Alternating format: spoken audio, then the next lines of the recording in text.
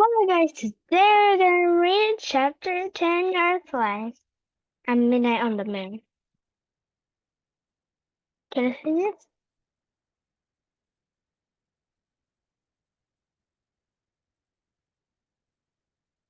this? Chapter 10 Earth Life. The midnight woods woke up. A breeze rustled the leaves, and an owl hooted. The sounds were soft but very alive. Jack opened his eyes. He pushed his glasses into place. He smiled. Morgan was still with them. He could see her in the moonlight. Her long white hair was shining. Morgan, can you and the treehouse stay here? Said Annie. In Frog Creek? No, I must leave again. I'm afraid, said Morgan.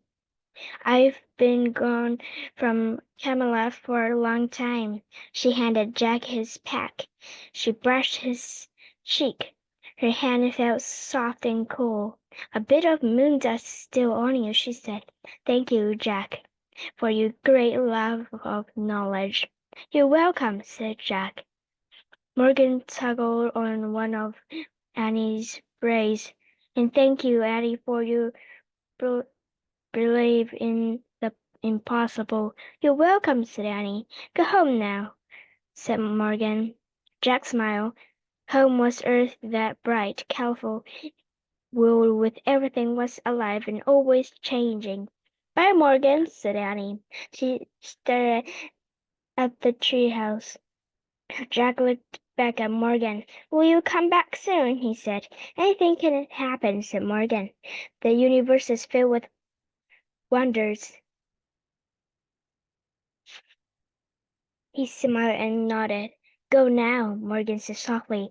Jack followed Annie down the rope ladder. He stepped onto the ground. The wind started to blow. The treehouse started to shake. A louder roar filled Jack's ears. He squeezed his eyes shut. He covered his ears. Then everything was silent and still. Jack opened his eyes. The ladder was gone. He looked through the leaves and branches of the giant oak tree. Where the treehouse had been was only moonlight now. Bye, Morgan, he whispered sadly. Bye, Peanut, said Annie. Jack and Annie stared at the top of the tree for a long moment. Ready? Said Annie. Jack nodded. They started for home. The midnight air felt cool and moist.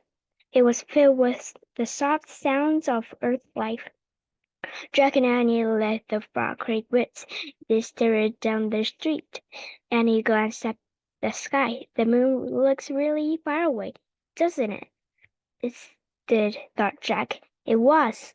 I wonder how the moon man can be up there all alone, said Annie. What do you mean? Said Jack. I mean, who helped him put on his spacesuit, said Annie. Who helps him get up when he falls down?